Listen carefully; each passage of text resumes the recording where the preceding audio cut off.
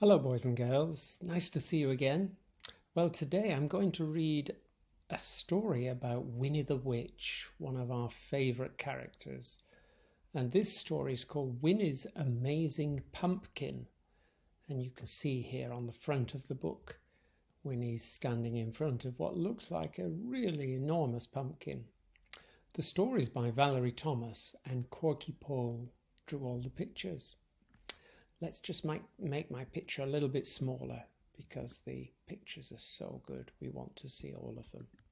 Let's turn over. Oh, look. Someone's drawn a picture of Winnie and her magic wand. There's a pumpkin. That's the start of the story. Winnie's amazing pumpkin. Winnie the Witch ate lots of vegetables. She liked broccoli, cauliflower, cabbage and parsnips. She really liked peas, carrots, beans, potatoes and spinach. But she loved pumpkin. She loved pumpkin soup, pumpkin pie and pumpkin scones with pumpkin seeds on top. But most of all, she loved roast pumpkin. Wilbur, her big black cat, loved pumpkin soup if it had lots of cream stirred in. Every Saturday morning, Winnie would jump onto her broomstick, Wilbur would jump onto her shoulder, and they would zoom off to the farmer's market to buy their vegetables. That was easy. But it wasn't so easy coming home. It is hard to balance on a broomstick with a cat, pumpkins and lots of other vegetables. Oops!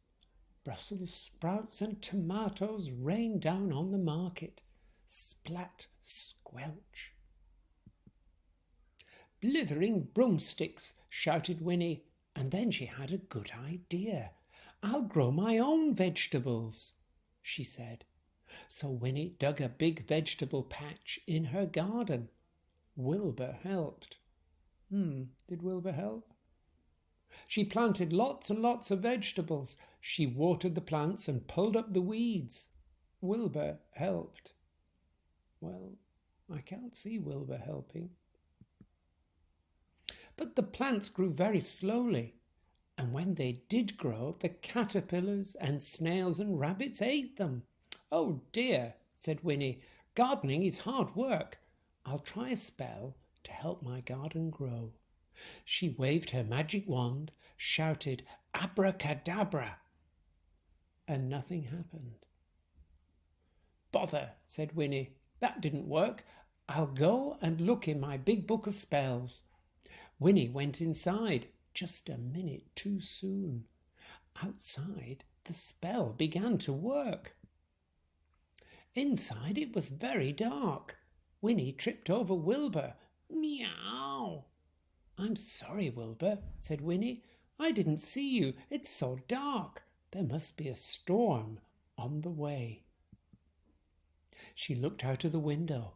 It wasn't a storm. It was Winnie's garden. The vegetables were growing so fast they covered all the windows. I'd better go out and stop the spell, Winnie said. But the door wouldn't open. An enormous cabbage was in the way. It's really big. Winnie rushed upstairs, climbed out of the bathroom window and slid down a giant beanstalk. Wilbur climbed down behind her. This is fun, he thought, until he met a giant caterpillar. Yow! Oh, it is very big. Everything in Winnie's garden was enormous, gigantic, stupendous. A beanstalk was growing up into the clouds. The cabbages were as big as cows. The rabbits were bigger than cows.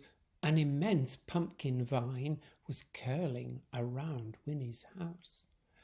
Oh, there on the roof was a huge pumpkin. Oh no, shouted Winnie, the pumpkin will squash my house.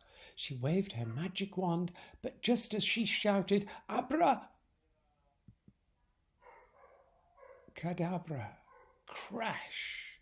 The giant pumpkin crashed to the ground.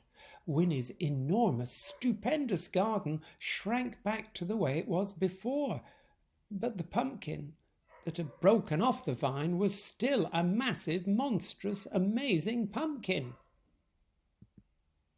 Winnie chopped a doorway into the pumpkin. She made pumpkin pies, pumpkin scones, pumpkin soup with cream for Wilbur, and an enormous dish of roast pumpkin. But there was still lots of pumpkin left. Oh, look at all those people. People came with their bowls and baskets and even wheelbarrows. And soon the pumpkin shell was empty. Good heavens, so much pumpkin. What shall I do with the pumpkin shell? Wondered Winnie. It would make a good house, but I already have a house. One of my friends once changed a pumpkin into a coach, but that was for a special occasion, and the horses might be a problem. Then Winnie had a wonderful idea. Yes, she said, that's exactly what it looks like, she said. Of course. She waved her magic wand, stamped her foot, shouted, "Abracadabra!" And there in Winnie's garden was a bright orange helicopter. Number 13. Wonderful. So now, when Winnie and Wilbur go to the market, Winnie can buy as many pumpkins as she likes. And flying home in a helicopter is lots of fun. And look, there's a pumpkin with a face, and that looks like Wilbur. Someone's drawn those beautiful pictures. There's the back of the book, which shows some of the other Winnie stories. And there's the back and front cover.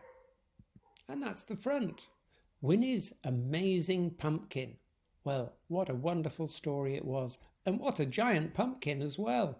I loved that story. I hope you did too.